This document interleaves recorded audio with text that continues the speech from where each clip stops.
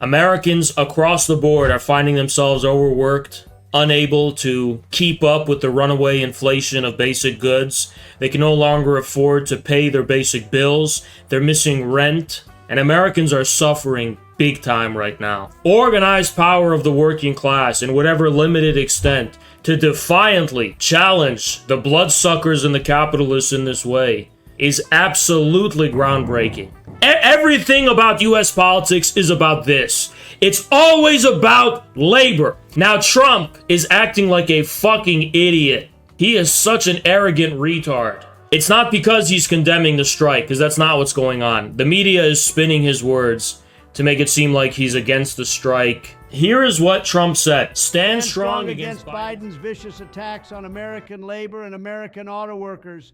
And if you want more jobs, higher wages, and soaring pensions, vote for President Trump and have your leaders endorse me. If they don't, drop out of the union and start a new one that's going to protect your interests right. But I do not think this is a smart strategy at all as far as Trump is concerned. He's acting like an arrogant idiot. You can't just barge in and demand fealty. You need to support the union.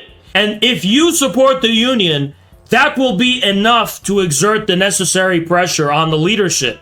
Because the members of the union are going to see, hey, President Trump is supporting us.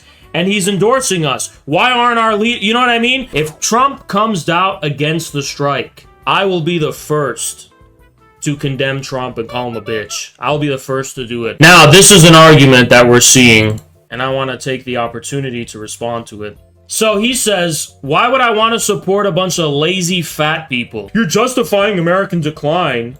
We need excellence, not laziness. But even if that was your position, and it was a legitimate position, whatever it means, the corporations that are opposing the workers on this strike are not striving for American excellence. They're striving for profit, and not even their own profit necessarily, the profit of the banksters that control them. So this is complete opportunism to oppose the strike on the grounds of, well, I don't think this is good for America. Well, fuck off. Nobody cares what you think is good for America.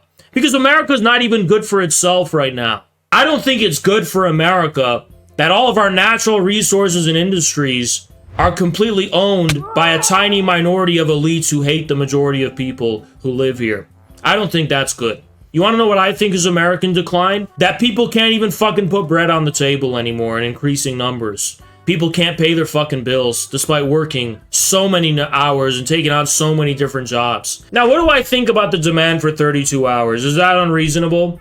Yeah, I think it is. Because I think what we need is an 18-hour work week. I think we should do 18 hours. You have to be a fucking idiot to think that these menial, grueling jobs should take up 40 hours of your week in America. With the level of productive forces and technology we have, I don't think people should just sit around all day, but I think people should be free to pursue new kinds of entrepreneurial activity based on free association. I think we'd be much more innovative and productive and better off. Yeah, let's work at the factory for 18 hours a week, and then in all of our spare time, let's make smartphones and be enthusiastic tech entrepreneurs, or let's be artists, or let's be something else, whatever. That'd make our country way better.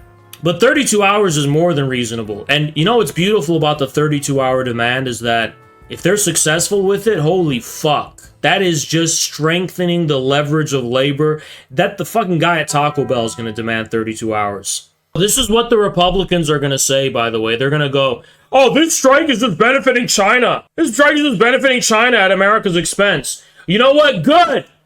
Good. Fuck that. I'm not a cocksucker who's gonna live as a slave, having to serve the fucking whims of some fucking fat pedophile 80-year-old guy on a yacht who... Fuck you! Well, listen. In the long term, that Jeffrey Epstein, like, pedophile guy on a yacht, you need to give him what he wants. Give him what he wants and we'll be better off. Get him what he wants and at the grocery store, give him what he wants. No, fuck that. Fuck that shit. Fuck that shit. That's such a gay fucking mentality, swear to God, man. Let me tell you what will just happen. And it's going to happen. We already see it coming. We already see the rifts that are there, right? This strike will possibly create a national crisis. And I think this will be the most decisive moment Perhaps in American history, maybe. Not in all American history, but since Trump's departure. This will be the most decisive moment in the history of the Biden administration. That's what I mean to say. Not all of American history.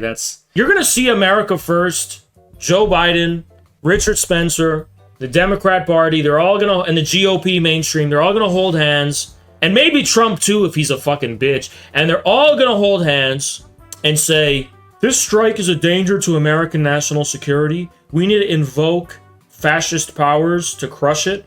And they're all going to pretend like we forget that. I see that coming already. And you want to know what's going to happen if that happens? Those auto workers will be politically stranded. If Trump turns on them too, I'm gonna promise you something. Here's my promise. If Trump turns on these workers and joins together with Biden and everybody else in condemning them, I will burn a fucking effigy of Trump and declare war on Donald Trump. That's my promise to you. I will declare war on Donald Trump if I see him join together with the establishment in opposing this strike. I will declare war on him. And you have my promise. You have my promise in that regard.